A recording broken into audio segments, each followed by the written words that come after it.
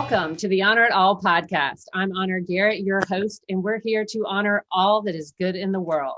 Each podcast, I interview top professionals from around the globe who are making a difference, impacting lives, and creating positive change. Today, we have Marc Hayford, an Amazon 3-time best-selling self-help author. His books, Get Up, 365 Days of Encouraging You to Attack Life, and most recent, Light Up the Darkness, have all hit #1 in Amazon's self-help category, as well as neurolinguistic programming and sports psychology. Hayford is a former radio personality for his Philadelphia-based talk show, The Get Up Power Hour, and a podcaster for his new Get Up podcast, which can be heard on Spotify, Google, Apple, and all major podcast platforms. Hayford is a former professional wrestling referee for the WWE and a DJ with over 20 years experience for his own company and a veteran of the U.S. Armed Forces. Marc has a passion to provide hope and encouragement to every person around the globe. What a heart, what a wonderful human being. I am so honored to have you here with me today, Marc, as a part of the Honor It All podcast. Welcome, Marc. How are you today?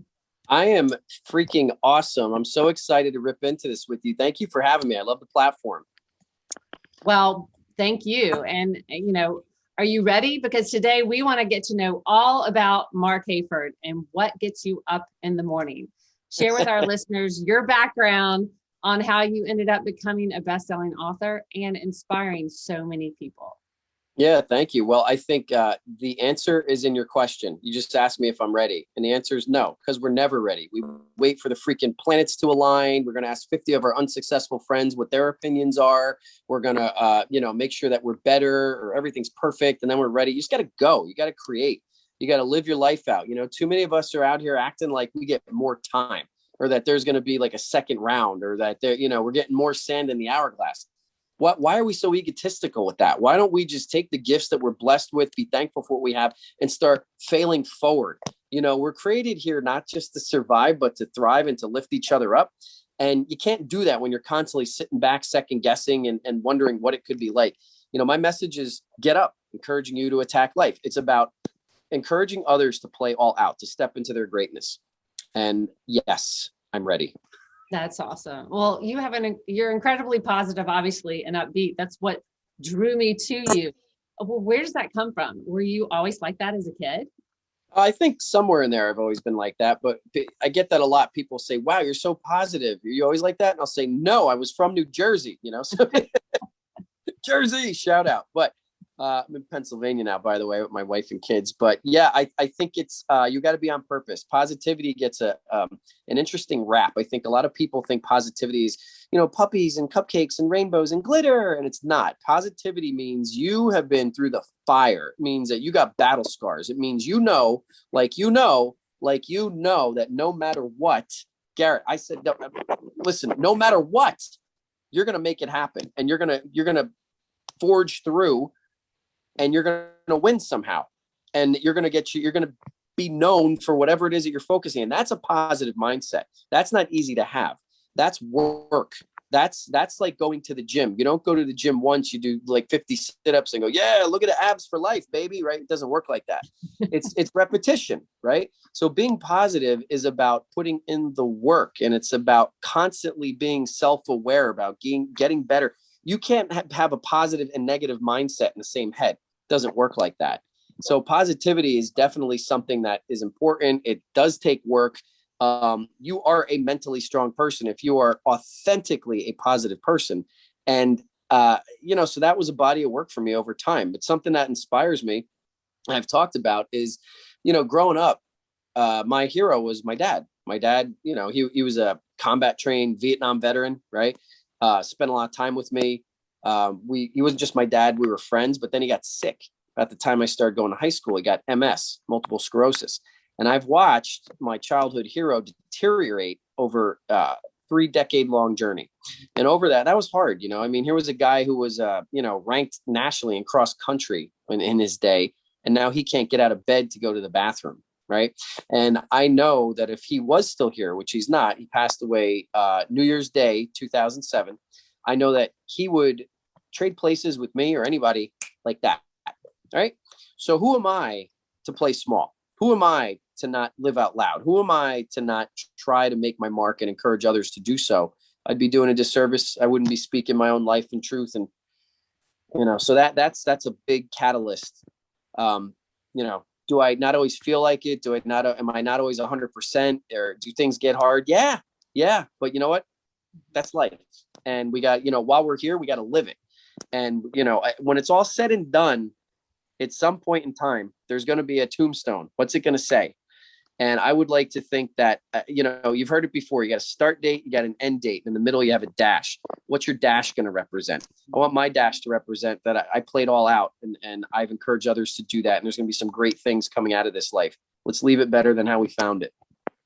Well, that really makes me think about also your athletic mentality. My husband, John, is a football coach. And as you know, as a football coach yourself, it's so important to keep your players motivated.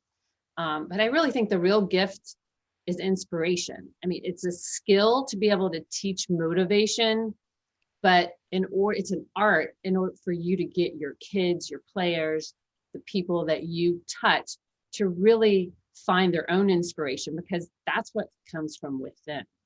So, I mean, and you have an innate ability to do this. Would you say that's your superpower? Besides eating a lot? No, I'm joking. Yeah, my superpower, I'm an encourager.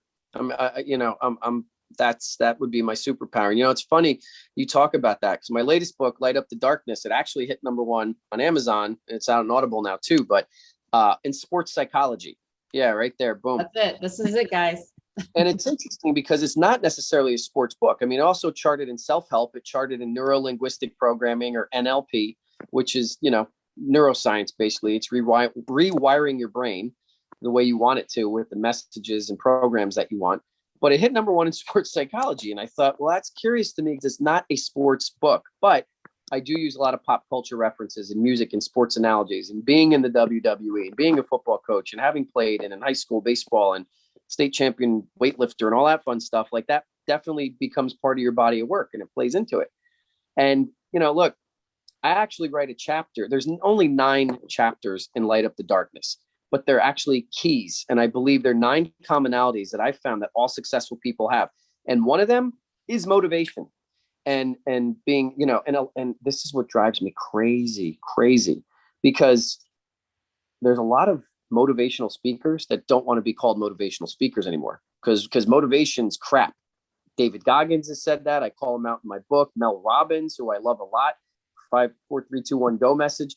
She said that. And there's other gurus out there that say, oh, motivation's crap, it doesn't last. I totally disagree. Why do I have to have the salt or the pepper? Why can't I have both? Why can't I have the peanut butter or the jelly? I like them both, right? You can have discipline and now put motivation on top of that. As a football coach, my football players are already disciplined. They're middle school players. They go through a lot of crap. They're their self-image and who likes who and who's hitting what on Snapchat, and the drugs and the vaping and the porn and all the crap that they got to deal with. And now with the 18th month of 2020, they got to be mentally tough. And now after 8 days of school, now they're going to put on pads and want to run into each other 50 miles an hour. That's discipline. But now it's game day. Game day's different. Game day is like Christmas morning. Game day, you get to wear your jersey to school. Game day, now you're part of a tribe, squad, fam, team. Like, this is, well, we're different. We're specific. Now we get on that field. Now comes the opposing team. Their cleats hit our end zone, our field. Their fans are coming into our house. Not today. We've worked too hard. We've been scratching and crawling and crying and bleeding and sweating and working too hard for this. Do you know who's in those stands? Your science teacher, your girlfriend, your grandmother. They came to watch you, your little brother that's looking up to you. Guess what? Honor. Now they're motivated. They're already disciplined. Now they're motivated. They're going to run through a brick wall when I cut them loose. That's the difference. Motivation is important. It's important in success.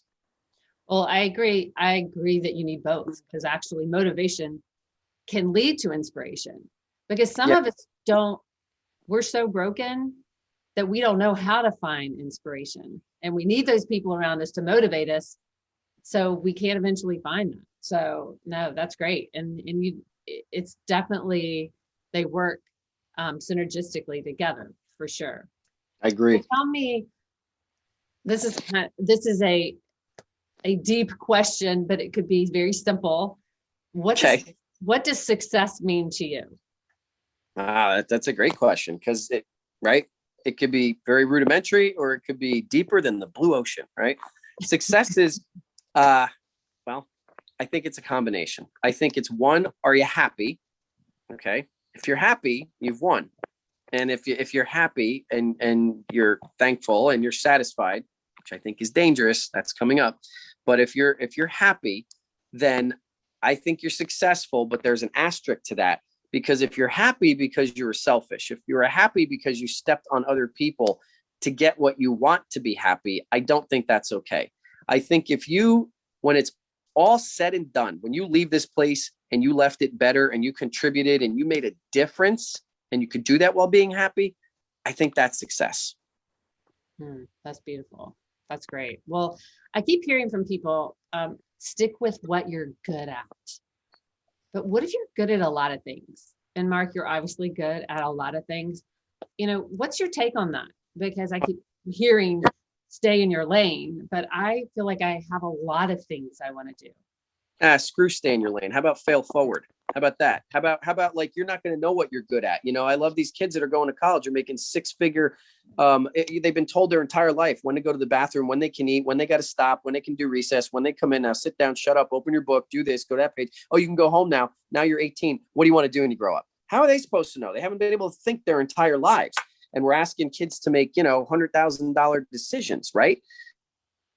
So I think it's one of these things where a lot of people don't know what they want to be. Yeah, I know people in their 50s that don't know what they like because they haven't explored. You got to explore. You got to try new things. The broccoli may suck or it may be magnificent, but I don't know it if I don't try it. So I got to try the broccoli, right? I still don't know what I want to be when I grow up, and I'm 54. It's okay.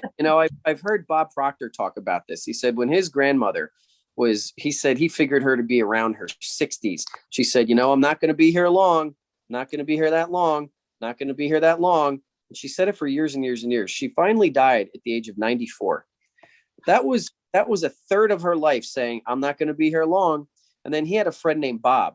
And when they graduated high school, Bob died in a car wreck. And if you ask Bob probably would have thought he had at least another half of a century.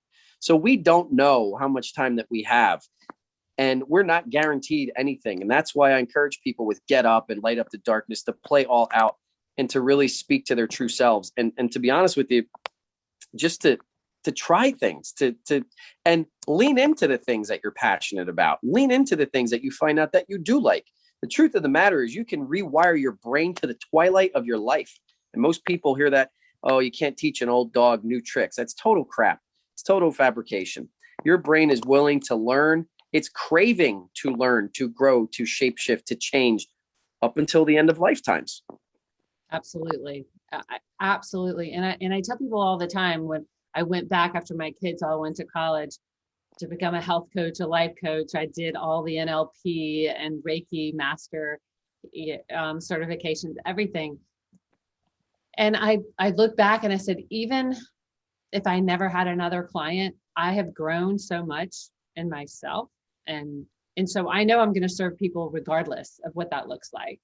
So yes, your brain, everything, you can continually keep changing. So when somebody looks at me and says, gosh, you've changed, I'm like, I certainly hope so. I hope I'm not the same person I was in high school. So yeah. But we both love sports, right? Football for sure.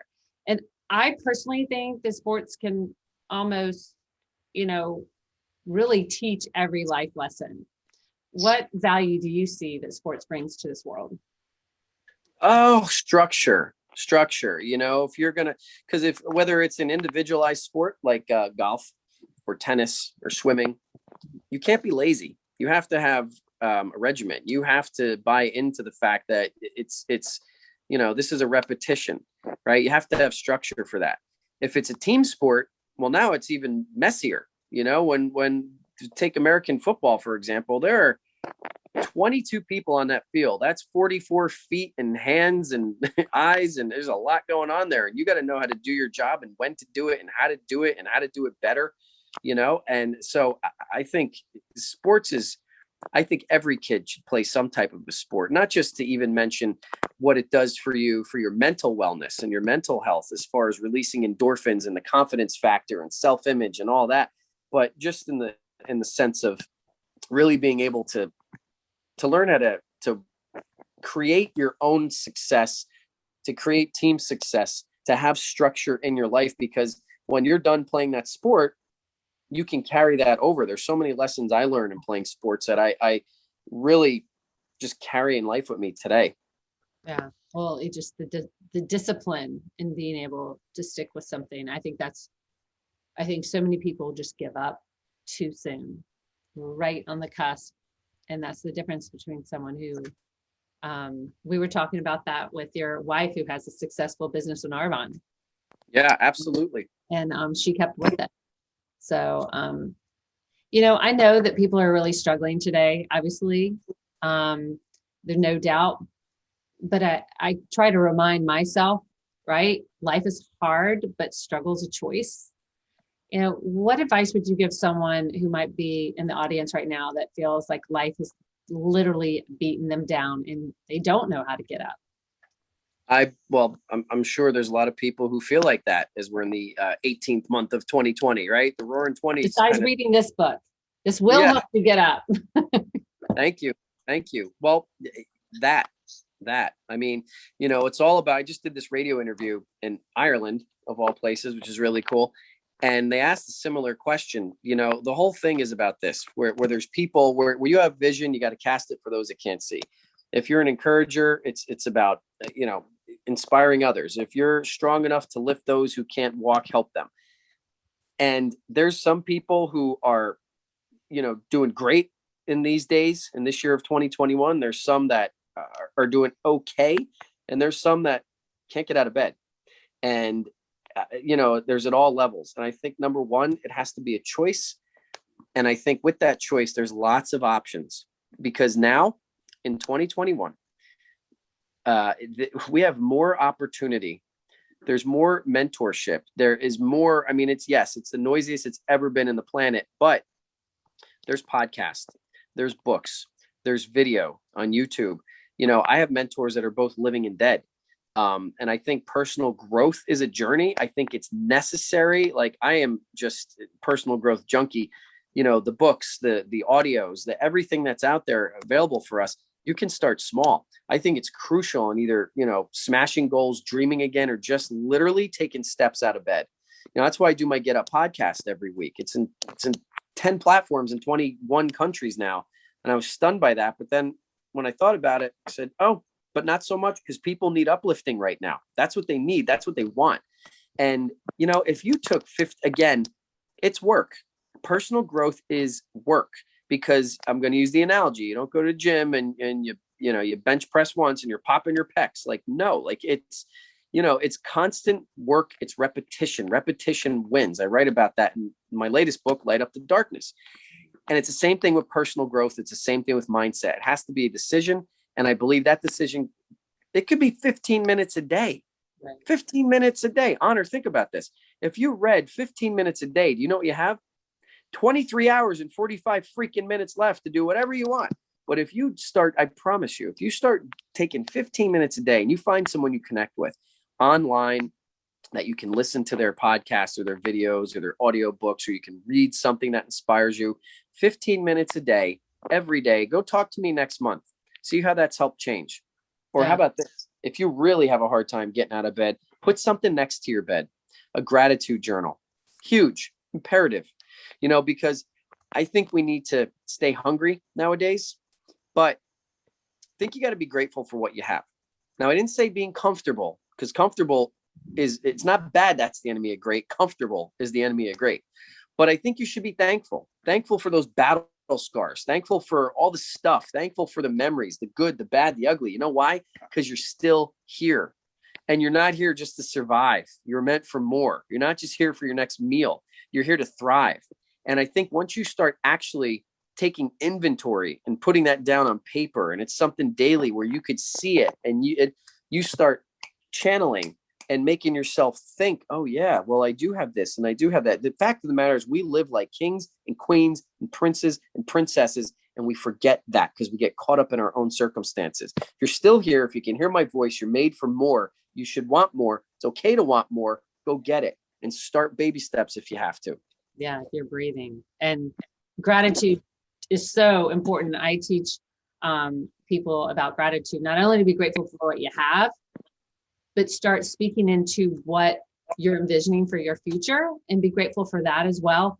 Because gratitude, they're just the sheer words of thank you or gratitude means you've already received it, and believing that it's already on its way to you. So that energy and that high vibe, I think is so important. So you just right there. Those are 2 chapters out of Light Up the Darkness. There's nine keys of success. You just said 2 of them. One is gratitude. How are you going to write a best-selling book about, leveling up if gratitude's not one of those key factors that you have? The other one is vision. You can't see it if you can't be it. You have to see yourself. It's that your current situation is not your final destination, right? Don't let your circumstances right now muddy the waters. You got to be able to see where you want to be, where you're going. See yourself as if, and then you start acting, talking, walking, breathing, being that person, and taking action steps, failing forward towards it. Don't wait till it's all pretty and in a filter. Go get it. Oh, I love it. I love your wisdom and your candor at the same time, kind of that tough and tender love approach that you had and Get Up. What inspired you to write that book? And then what inspired you to write your most recent? So Get Up was your first, and then the one that you just, that's a newer release is this one. Light Up the Darkness. What inspired you for each one? Or was there somebody that pushed you? No, there wasn't anyone that pushed me. I got fed up. I got fed up with watching people play small. I don't care if it was professional wrestling. I don't care if I was keynoting for one of these bigger companies. I don't care if I was speaking to the sports team, if I was in the locker room, if I was in the auditorium, if it was in, the circles I swim in, like, whether it was the military or DJing or whether, even in network marketing. Too many people holding back, acting like they get around to people. We got to play all freaking out. And I do not subscribe to the basic, run with the herd mentality. You see someone on social media right now, they drop a new success, start a new business, do something, you might get 14 congratulations. You have someone, pee and moan about the fact that they hate traffic. You'll have 287 comments, 5 shares, and 4. Stop it. We're wired to the negative. It's a bunch of crap. You're not going to be able to level up if you're not trying to live your best life. And I see it across the board. It doesn't discriminate race, color, age, anything. It's people. It's how we're wired. So my mindset was, I have a message. I want to encourage. I don't want to follow that garbage. I want to implore people to live their best lives while they can. Because you know what's scary? Regret. Being 95 years old and looking back on your life. I've never heard someone on their deathbed say they wish they could have done more spreadsheets. That's not what it is. They talk about their lives and who they loved and who they impacted and who was around them. And that is what we need to be leaning into. I don't care if it's 2020, 2030, or 1982. That's how we need to be living life. I got something to say, and that was what I wrote in Get Up. And what was crazy about that is when that thing dropped, I don't have a blog. I've never taken a professional writing course. I was supposed to fall face first with that. That thing hit #1 on Amazon in self-help in 4 hours. 4 hours. And that tells me, and I'm yelling at you with love, because that tells me that people care and people want it and people need that message. And I'm sorry, my phone's blowing up, so I don't know if that's distracting this, but that's where Get Up came from. Light Up the Darkness was a little different because now we're 3 books in. Now we're a radio program in, we're podcasting in, and I was awakened in the middle of the night, the beginning of the pandemic, when we were locked down here in the States. And here's the thing, and I write about this whole process in the beginning of Light Up the Darkness. I woke up, it was like middle of the night, and I was wide awake, just like I would be in the middle of the day. And what I've realized is this: it's not about, for me, It wasn't about I was anxious or scared or anything. I've had a couple times in my life where I was awakened out of a sleep and I realized that I'm about to receive something. I need to pay attention. I need to listen. And it just came to me. And I followed my own advice, get up. So I got up and I walked over to the MacBook Pro and opened it up, and I just started coming. Like it just started pouring out of my head. Like I was given this message. And, years after interviewing people on radio and podcasts and studying and having, like I said, all these amazing mentors, live and dead, I wound up, I found 9 commonalities that all successful people have. And when I say successful people, because you asked the question earlier, I'm talking the household names. Whether it's the Albert Einstein or the Katy Perry, whether it's the Michael Jordan or the Nikola Tesla or the Elon Musk or the Steve Jobs, they all have 9 basic concepts across the board. And I write them in 9 different chapters, which I call keys and light up the darkness. So that dropped in the summer of 2020. That did amazing on Amazon. And I'm so grateful for everybody that supports my mission, the books and all that. And now it's out in Audible too. So you can listen to the experience, which I've been told is different, but cool. So I also have the audio of Get Up because it's, I don't know. I like to listen when I can't read and walk at the same time. So I had to download. Yeah, got it. So, we met in Clubhouse or in Instagram and Right. I think it's so, a lot of people have negative things to say about social media, but I look at social media like money. Money's not good or bad. It actually is what you do with it. Right. I mean, if you are, are you spending it on fancy cars or are you feeding the homeless? Like, what are you doing? And so to me, social media, especially Clubhouse, has literally opened up not just the entire world. And so tell me, tell our audience kind of what you're doing on Clubhouse and making an impact there, because it's pretty amazing and pretty special. Yeah, thank you. I love your analogy. Yeah, right. All social media, it's fire. Fire burns down a forest, or it can heat up food to feed your family. What do you do with the fire? And so it's social media. It's all perspective. What are you going to do with it? So on Clubhouse, how we met is we do a mental wellness safe zone once a week. We have people come in. I run the podcast. They do the live studio audience through Clubhouse, which I think is great. And now it's iPhone and Android, so everybody can join the party. It's great. We do a mental wellness room where people come in and I feel that I'm only really good at a handful of things. And one of those is pulling great people together and being able to sit with those people and surround myself with those who have encouragement for others, that have different backgrounds, credentials, credibilities, life experiences. It's important to lift others up. And, we've done once a month, we do a mental wellness marathon through Clubhouse. And wow, they've been 14 and a half hour bangers, and then we do the podcast after that. And incredible when people come up and share. Some people have popped in just to say, hey, I saw the title of the room. It's freaking dope, man. Good. Keep going. I love it. And other people come in and they're like, this is heavy and I got to share this.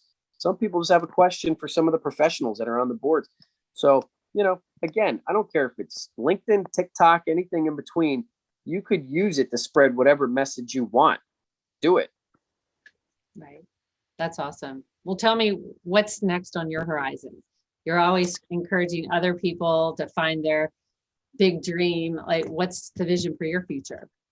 That's a great question. I'm 49 years young, man. I am ready just to get into it. Like, I feel like I literally just started and I am so excited for the future. Right before the Roaring 20s hit, there's a lot of speaking events, getting booked by companies. And I had a whole book tour up and down the East Coast, ready to go to, do book signings for my first 2 books. And then it happened, right? It happened. We got punched in the face on a global scale like we've never seen before. There's no DJing events. There's no speaking events. There's no book signings. There's none of that. Well, now we're getting back to it. And that's what I want to do. I love spreading my message. I love speaking for businesses. I love coaching people, whether it's in a group capacity or one-on-one. I love just being able to share the get up message and light up the darkness message. So do I have more books in me? Absolutely. But as my wife put it, there's almost 8 billion people on the planet, and not 1% of them have heard of my books or my podcast yet. And we're going to change that because we got some lives to change. And as long as there's breath in these lungs, I believe that I'm here to thrive and not just survive. And I want to take others with me. I want to encourage them. And, when I'm all said and gone, I just would like to think that I contributed to help make this place a little better than how I found it. That's awesome. And is there one piece of advice or encouragement that you would share with someone right now in our audience that might need to hear? Get the frick up. Yeah, get up. Let's go. Let's go. Stop asking 50 of your unsuccessful friends or stupid opinions. Stop waiting on what other people think about you. Stop holding back. Stop second guessing. Why don't you start living your life acting as if the deck is actually rigged for you to win? What if you couldn't lose? What if you actually shot your shot and scored? Scarcity mindset has never served you. It's not going to now. It's about stepping up. It's playing big. It's showing up. It's showing out. If you fall down, a baby isn't born, falls down 49 times and thinks to themselves, you know what, maybe this walking thing isn't for me. No. The baby gets up 15, 51, 52, and then finally they're walking. And it was never a thing. They've just always been there, right? You don't have to think about how to say the alphabet. You just learned it. You just know it. It's in your subconscious mind. Start learning how to start living. Let's go. We don't get more time, friends. Let's play all out. If you're here, you're special. You have a purpose. Go play all out. I think that is a mic drop right there. So how do people find you? I know that all of your information, wherever you see this podcast or this video, whether it's on YouTube or Spotify, I will have all of Marc's information below. So you'll be able to just get to him easily. But do you want to, what's something simple right now that you would tell our listeners that, hey, if you want to connect with me, what should they do? Yeah, thank you, Honor. Well, they can go to my website, marchayford.com. That's Marc with a C, because my parents want to make everything confusing. Okay, so yeah. Hey, I'm Honor. Is that confusing or what? I mean, I called you by your last name at the beginning of the podcast because it's like such a cool name. Hey, well, I don't ever apologize for being extra, so whatever. But people often ask me if my dad was a judge or my parents were at Woodstock. So I said, maybe Woodstock, not sure. But anyway, so how do we find you? Yeah, go to marchayford.com, or if you want to pick up the books, they're at marchayford.com. Marchayford.com is the hub, but the books are on amazon.com. It's Get Up, Encouraging You to Attack Life, 365 Days of Encouraging You to Attack Life, which is a thought of the day type book. And the latest one, Light Up the Darkness. You guys all put it to #1 on Amazon. Get Up Army. I cannot thank you enough. If you want to hear the podcast, the Get Up podcast, it's wherever there's podcasting platforms, Apple, iTunes, Spotify, Anchor, it's all over the place. And as far as booking, speaking, coaching, training, that's, you can just email me. All the info's through marchayford.com. And I'm on all the social medias too, intentionally. So you can hit me up out there. I'm easy. Well, Marc, I appreciate it. You are just really, honestly, so motivating, so inspirational. Guys, you have to get these books. Like I was so excited when I got them in the mail, and I couldn't put it down yesterday. So I've got a lot of gems. So, and I haven't read this one yet, but I know if it's even a fraction of as special as this, it's going to be amazing. So everybody, get your books. Just keep your eye out for Marc Hayford, because he's going to be a household name. He's already on his way. So thank you so much for watching the Honor It All podcast. And until next episode, we'll see you soon. Have a great day.